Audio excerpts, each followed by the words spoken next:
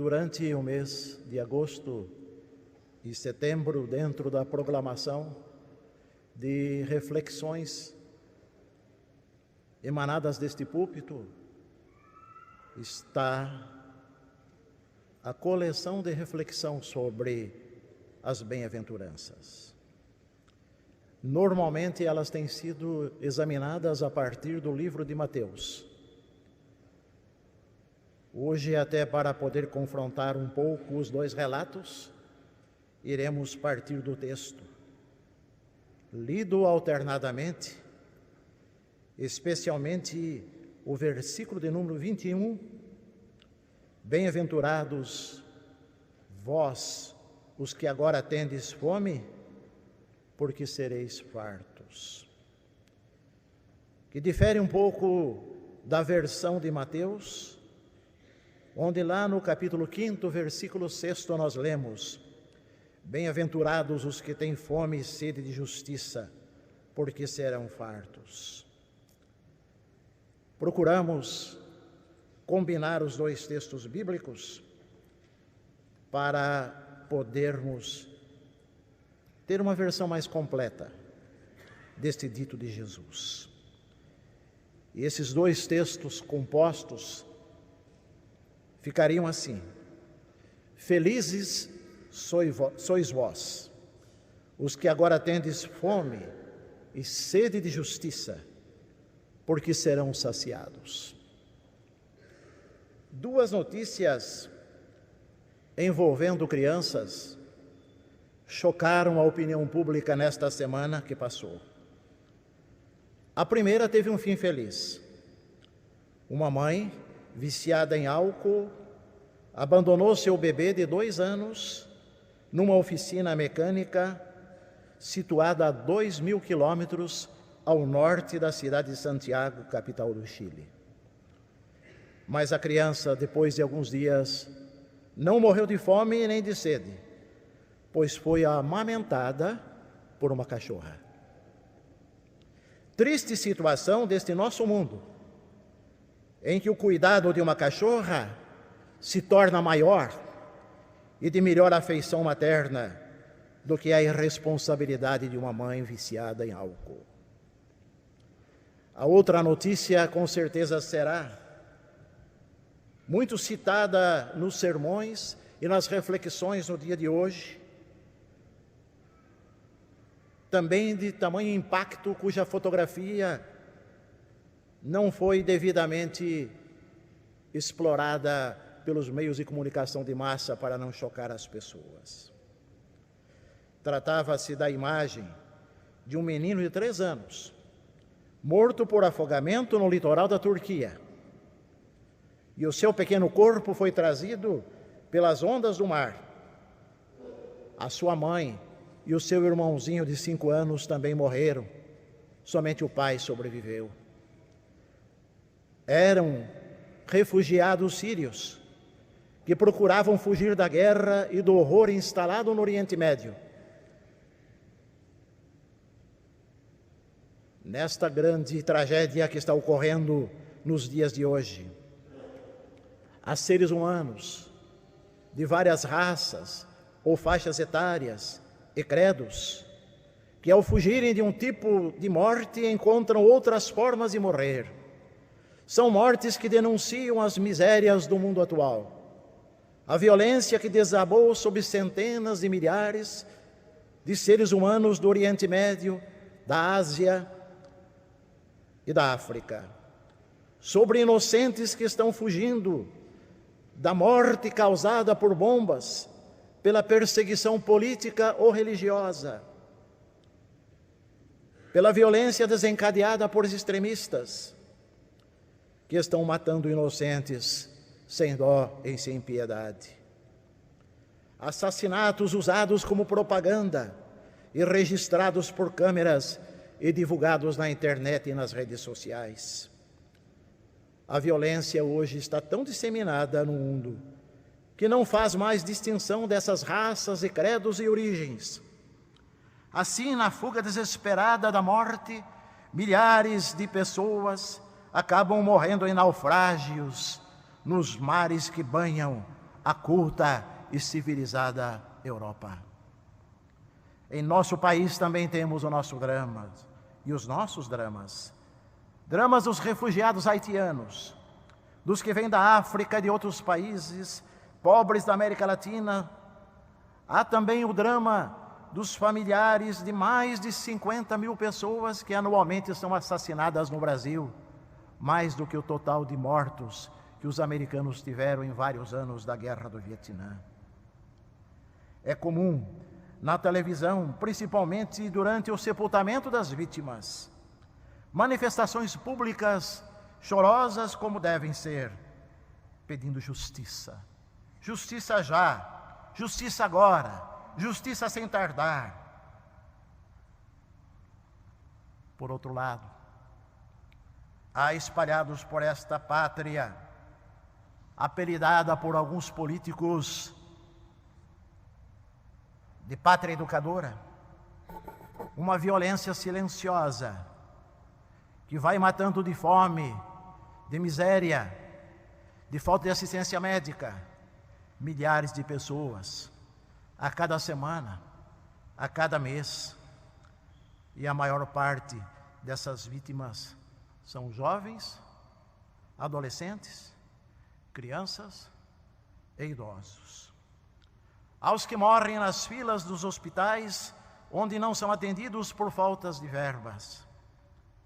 Verbas essas que muitas vezes acabam depositadas em contas particulares em paraísos fiscais, como está sendo denunciado por uma das operações da Polícia Federal ora em andamento. Nesse contexto há muito espaço para indignação. Indignação dos que não confiam nos acordos políticos.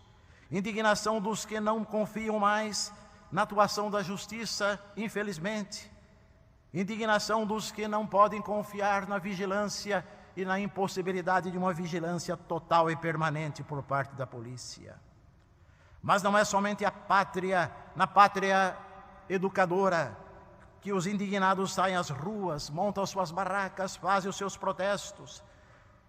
Protestos estes que alguns baderneiros se infiltram e passam a destruir bens públicos que vão afetar exatamente os pobres e necessitados.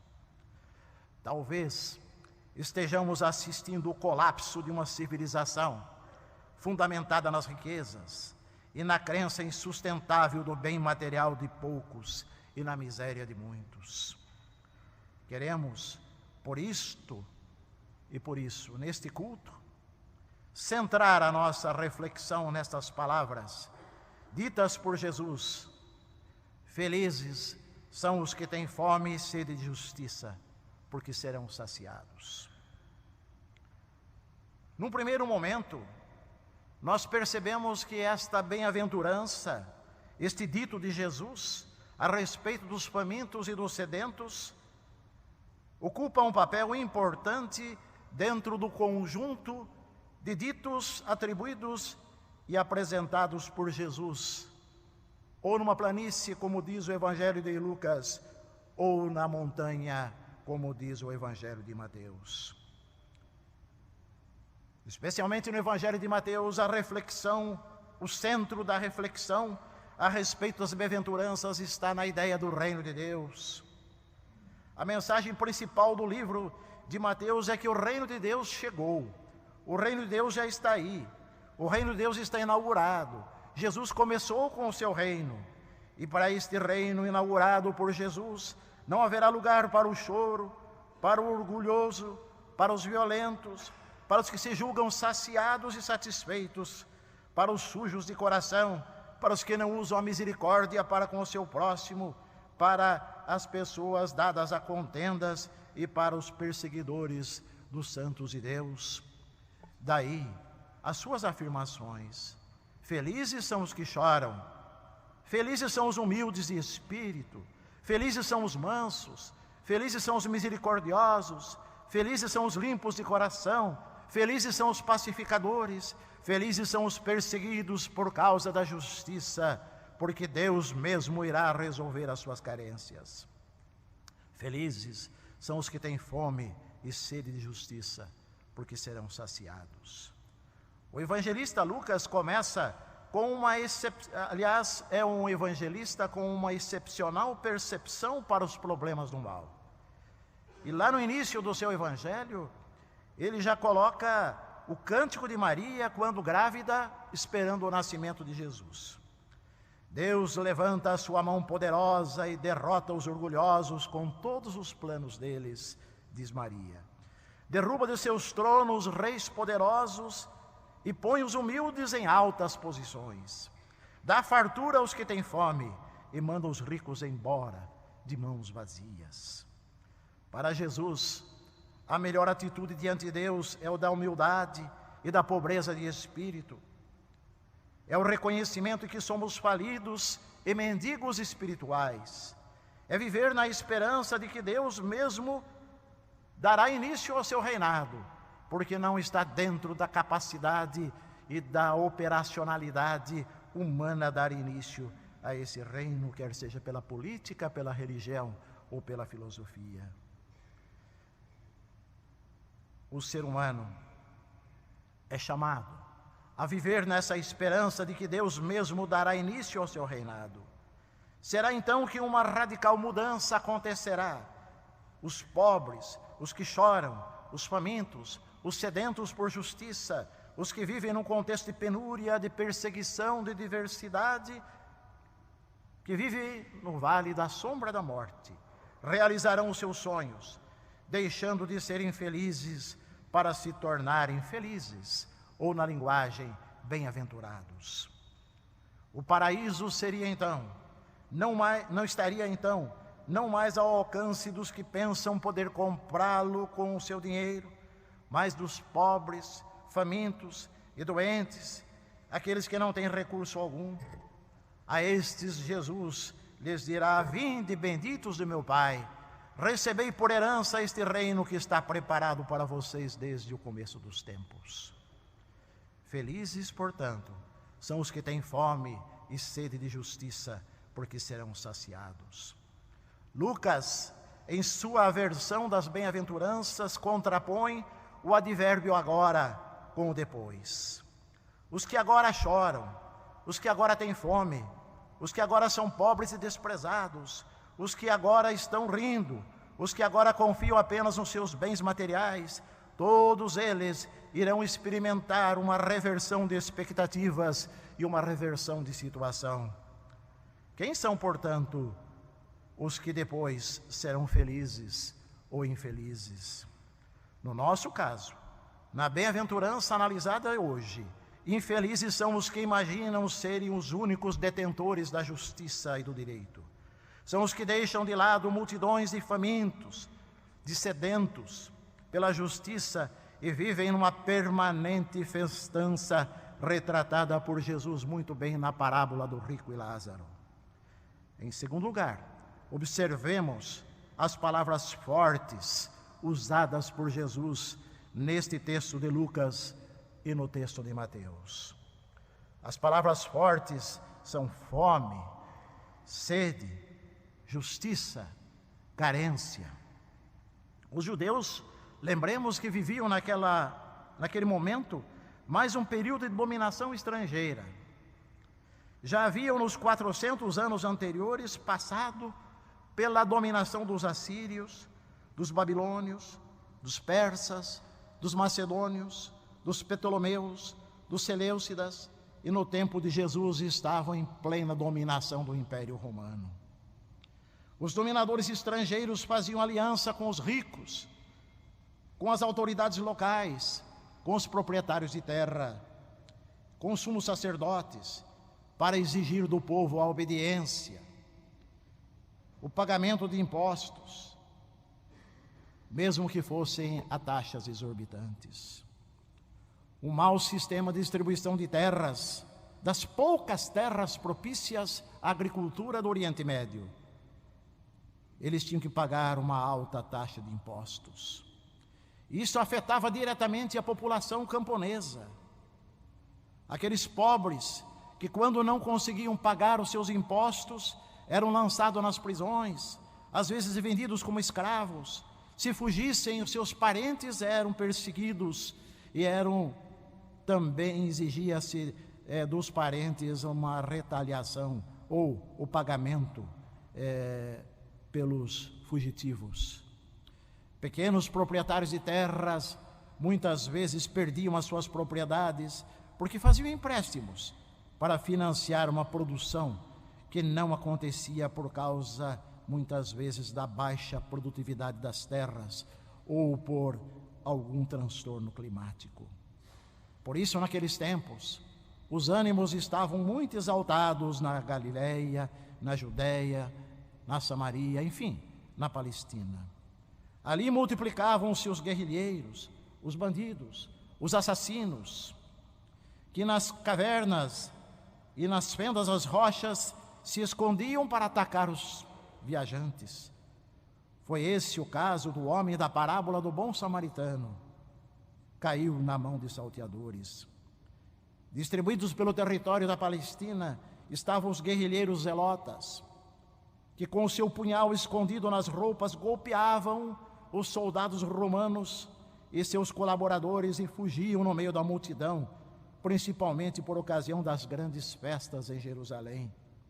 Alguns deles seguiram a Jesus pensando que o mestre de Nazaré iria orientar e levar e liderar as massas na direção de uma revolução política e social, derrubando a dominação dos romanos e seus apaniguados, entre eles a dinastia de Herodes. Mas essa esperança, de origem ideológica, de origem guerrilheira, não se concretizou, porque Jesus opta pela justiça, pela paz e pela revolução que não passava pela força das armas e nem pela força da economia. É claro que um povo carente de justiça, sedento de justiça, faminto de justiça, apoiava ou simpatizava com estes guerrilheiros. Enquanto isso, o banditismo tomava conta e se tornava uma verdadeira epidemia. Assim, no primeiro século da nossa era, havia uma verdadeira fome de justiça, uma intensa sede de solução justa para os problemas vividos pela população. Foi nesse contexto de fome e de sede de justiça que surgiu o movimento revolucionário que culminou com a destruição de Jerusalém e do templo no ano 70 da nossa era. Portanto, menos de 20 anos, ou pouco mais de 20 anos após a morte de Jesus. Esse movimento se alastrou por toda a Palestina, gerando massas de refugiados, massacres de inocentes, semelhantes às massas de famintos e sedentos que se deslocam hoje do norte da África e do Oriente Médio para os países orientais, europeus. Hoje mesmo, ontem, começou uma marcha de milhares de pessoas que não puderam ficar na Hungria. Não tiveram os trens para levá-los para Viena, de onde eles queriam ir para a Alemanha.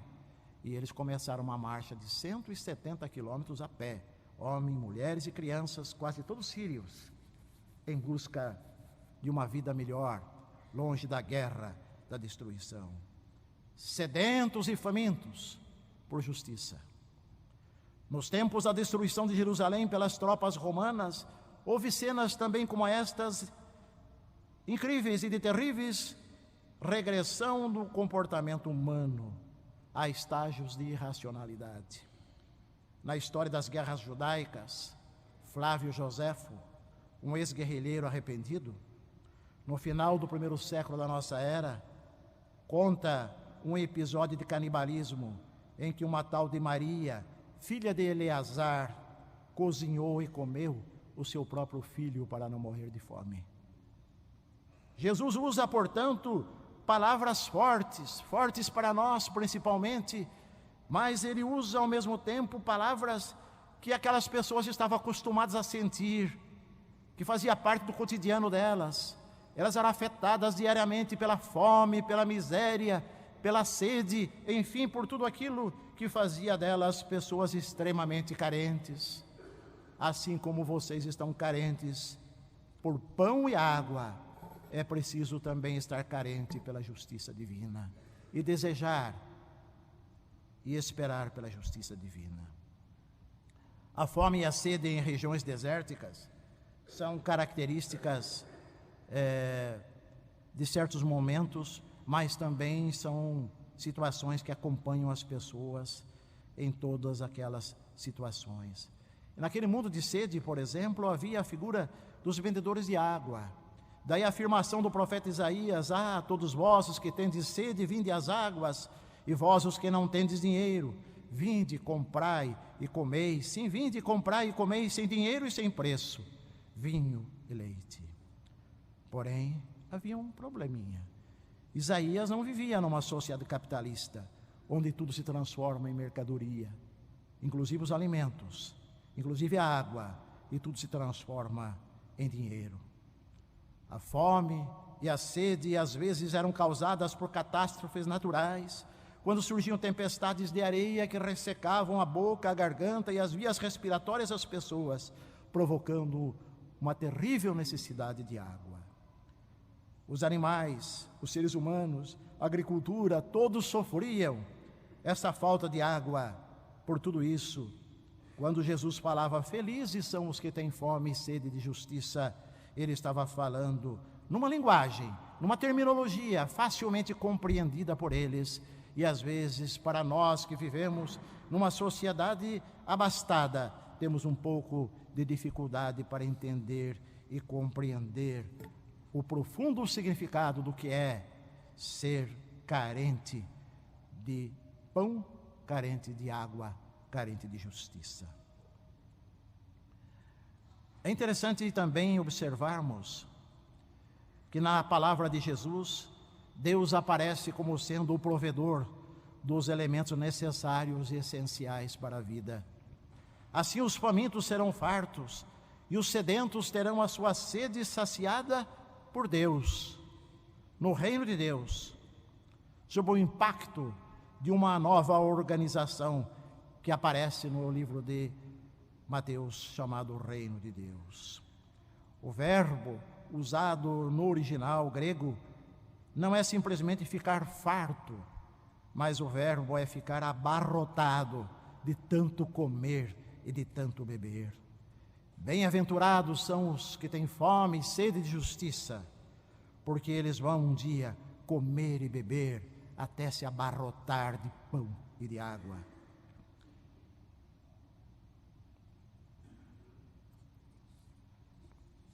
Concluindo,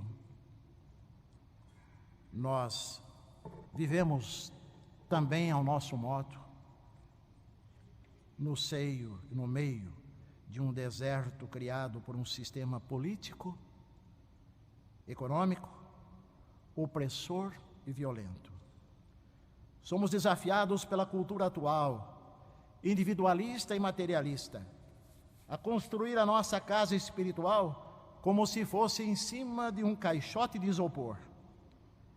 Nela construímos um castelo de cartas quando pensamos estar construindo uma casa alicerçada na rocha.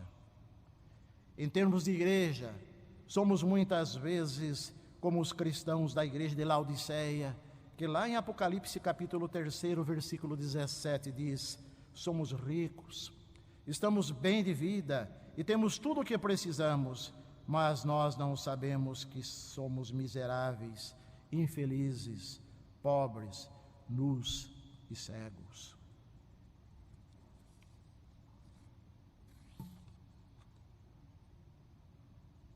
Isso quer dizer que nós também corremos o risco de nos julgarmos autossuficientes, isentos do risco de sofrer derrotas. Pensamos que temos sempre de vencer e nunca perder ou ser derrotados.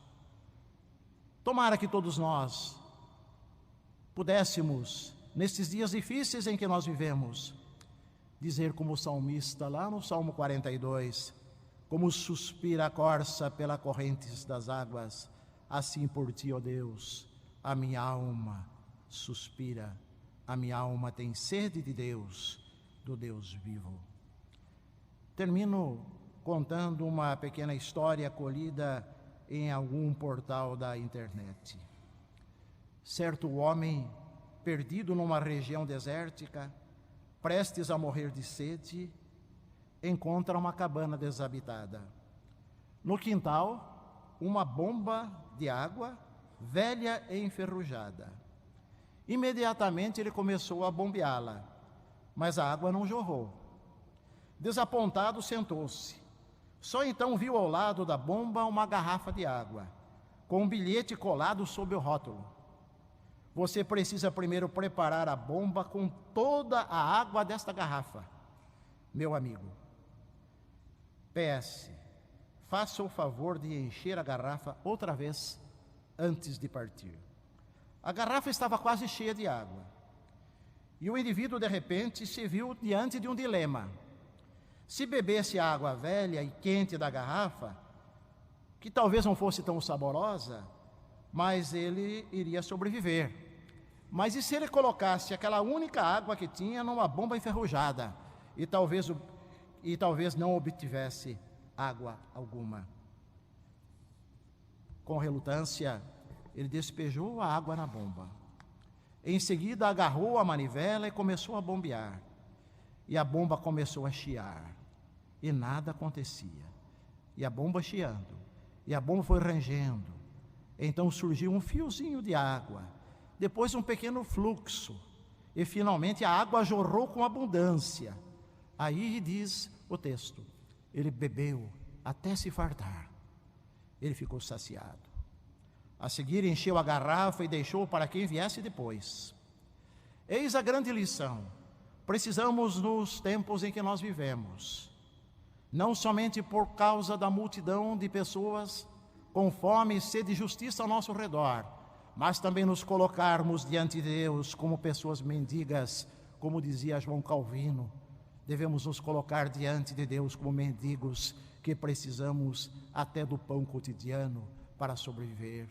Por isso, dizia Calvino, nós oramos: o pão nosso de cada dia nos dá hoje. E ele dizia: o que é o pão? O pão não é somente o que nós comemos, o pão não é somente aquilo que nos mata a fome e a sede, mas o pão também é a nossa alimentação, o pão também é o nosso meio de trabalho, o pão também são as nossas vestes. Enfim, o pão é tudo aquilo que é essencial para a sobrevivência do corpo humano dentro deste contexto. Eis a grande lição: descobrir a fonte de água e de alimento espiritual em Jesus Cristo. Isto não é apenas uma descoberta para cada um de nós, mas é algo sensacional, que deve se voltar para todos os sedentos e famintos da terra, todos os famintos e sedentos de justiça. A Bíblia, mais uma vez, vem ao nosso encontro com a mensagem essencial de boas novas. A boas novas para os sedentos e famintos é esta: vocês irão ser saciados por Deus, e Deus mesmo irá garantir para vocês a saciedade. Vocês vão comer e beber até se fartar. Eis a mensagem de boas novas de Jesus Cristo para todos que se colocam na situação dos sedentos e famintos de todo o mundo. Sedentos de justiça, sedentos da paz. Buscai, portanto, em primeiro lugar, o reino de Deus e a sua justiça, porque todas as demais coisas vos serão acrescentadas. Que Deus nos abençoe. Amém.